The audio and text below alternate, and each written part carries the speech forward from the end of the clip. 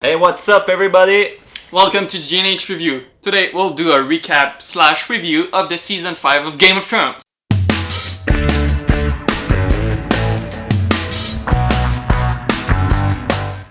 And we'll start with the storyline of Daenerys. So we start out and our big dragon Drogo is just on the loose. We haven't seen him for at least a few weeks and her two other dragons are just so pissed off because they're in chains basically. Yeah. She's just a terrible mother to her dragon. They can't even fly, goddammit. She claims to be the mother of dragons, but she's really not that great. So Daenerys is struggling and Meereen.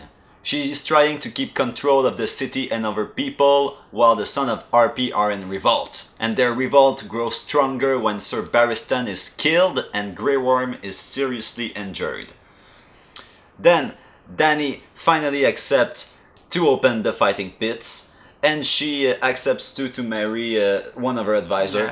Yeah, that guy. So then Dany assisted to some kind of test for the warrior before the real fighting pits, and then Jorah just comes in and fight a bunch of people. He won, and Daenerys is pissed at him because she's like, I never wanted you to come back. And then he's like, I've brought a gift, my queen. Guess and then who? Tyrion comes, and he's like, I'm the gift, bitch. Yeah, he basically says that in another way, but I'll talk a bit about what happens to Tyrion before that. So at the beginning of this season, we see him arrives in Pentos with the help of Varys. Varys then talks to him and convinces him to go to Meereen to meet Daenerys. Tyrion agrees as long as there is wine, obviously, because, yeah, he says that he will drink himself to death on the way, so... Classic Tyrion. Yeah. So on the way there, he stops to a brothel, obviously, and then Jorah kidnaps him. So after that, they set sail to Meereen because anyway, actually Jorah wants to bring Tyrion to Daenerys as a gift because he wants her trust. For forgiveness. Yeah, he wants her forgiveness. So on the way there, again, they get attacked and they get attacked by some kind of zombie stone man. I don't know how they call that. But so after that they survive and they continue on foot, and then they get attacked again by slavers. So one of the slavers then so Jorah then convinces one of the slavers to go to the fighting pits in Meereen to meet Daenerys, obviously. And then he goes there. And then Daenerys exiled Jorah from the city because she's still pissed at him. She just can't stand the betrayal. And she promotes Tyrion to advisor. Daenerys finally attend to the fighting pits with her new husband and with Tyrion. And then boom! Jorah just come out of the fighting pits and start fighting the guy because he made a deal with some other guy that we saw, we don't know his name. Yeah. And he's like, I want to fight for you and I'd be worth tons of money afterwards, so do it! Yeah, and then blah blah blah. So then he show up in the Then- fighting pits, he fights some guy, and then boom! The Sons of the RP are revolting, they're everywhere in the fighting pits. So then Khaleesi has to hide herself in like the middle of the pit. So she hide behind her guards in the middle of the pits, Yeah, and they're basically surrounded. Yeah. Every side there's tons of Son of the RP, and then you're like, oh, she'll die. But then no! Boom! Drogo just comes in and kill a bunch of dudes with like fire, and he just bites their heads off and just destroy everything. But then a few spear almost kill him, so Daenerys goes to him, get on his back, and fly the fuck out. Badass. Kind of. With a few more millions, it would be badass. Yeah, this scene looked a bit odd Yeah. to the eye. It was like when she was on the back of the dragon. The only thing Yeah. I could think was like, in 5 years, this will look shitty. Straight well, up. it kind of looks shitty now. So. That's why I'm saying. Well- not right now. It can pass. It's all right, and for TV, it's pretty good. Yeah, yeah. But in 5 years, anyone who look at this will you be don't like, see "This that. is terrible." Like the camera angle and just how it Yeah. was shot is awful. And now we'll talk about the storyline of Stannis. It started out and he's at Castle Black with Jon Snow, and he basically asked Jon Snow to convince Mance Rayder to join his army. Jon goes to talk to Mance, but Mance refuses and then gets burned alive, basically, because Melisandre loves that. People burning. Jon Snow kills him with an arrow out of mercy. So then Stannis confronts Jon about what he did, and they basically talk a little bit, and then Stannis offers Jon to leave the Night's Watch to become Jon Stark, Lord of Winterfell. But Jon refuses because he says that he belongs to the Night's Watch. So after that, Jon gets elected as Lord Commander, basically because of Sam. So then Stannis wants to attack Winterfell, but the snow and the cold has just stopped his attempt so far. Meanwhile, Jon wants to go see the wildlings to negotiate with them. He convinces Tormund to go with him, and Tormund accepts, and they go there. So they arrive, they talk with them, and then there's a bunch of blah blah blah. Some of them accept to come with them to the wall, and some other don't want. Yeah, they're like, you betray us, you're with the crow. But then, right after that, when they kind of begin to go, the White Walkers arrive, and just, there's a bunch of zombies, and they attack everyone, and it's like this massive action set piece.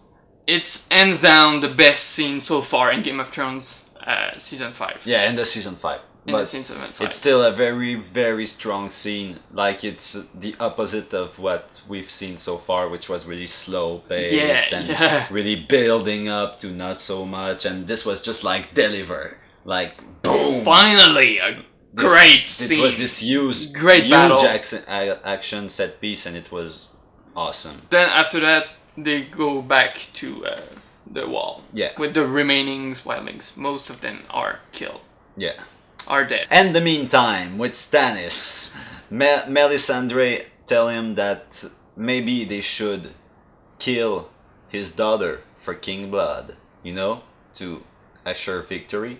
And he's like, are you crazy? She's my daughter! So 2 episodes later, he's like, let's just burn her. I want the King's blood. But you see on his face, like, the desperation. The look on his face is really it's serious like and bottom of the barrel. So the last storyline we'll talk about for this recap is the storyline of Sansa. She started off with Littlefinger. She's learning some sneaky stuff with him, but soon enough he sends her to Winterfell, which on the way she met Brienne. This meeting was pretty useless. They didn't, they just kind of met, and then she ran away, and okay. Then Littlefinger asks Sansa to get married to Ramsay Snow, who just recently got promoted to Ramsay Bolton. And when she gets there, she realizes pretty quickly that he is utterly insane.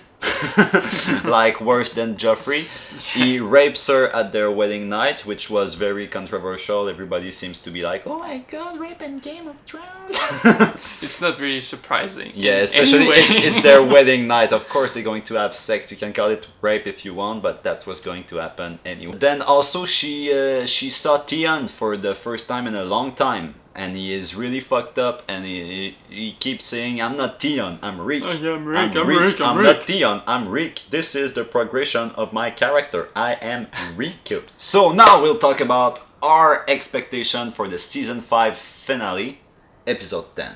I expect it to be kind of the beginning of a few things, but there won't be like a good finally, like the end of something. It's like the season has been really like slacking. This whole season kind of felt like a segue into something else. Like season 4 felt like the beginning and the end of one big story arc. And season 5 just felt like a bunch of setup for later season. It doesn't really feel like a conclusive season, and there's like so many storylines they'll have to put in episode 10 that I don't think any of them will be really over and satisfaction-y. There won't be an end, actually.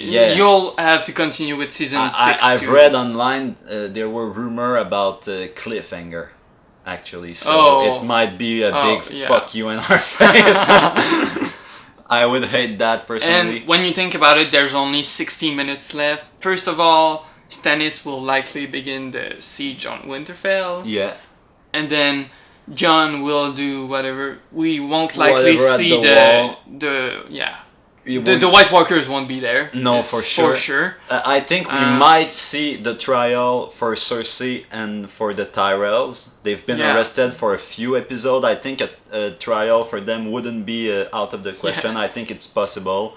Also, I could see some stuff at Winterfell happening, like while Stannis attacks Winterfell, we could see Sansa revolting, trying to escape, or Ramsay trying to escape, trying to kill him, or maybe Theon coming and helping her killing Ramsay. Or Brienne may try to help her. So. Because basically Brienne had just been sitting outside of Winterfell for the entire season. So yeah, I my wish for episode 10 would be to see Cersei getting beheaded, just like Ned Stark in season 1. It would be awesome. That would redeem the entire season. Like a big epic scene where she's getting her head chopped off. I would be like, yeah, come on.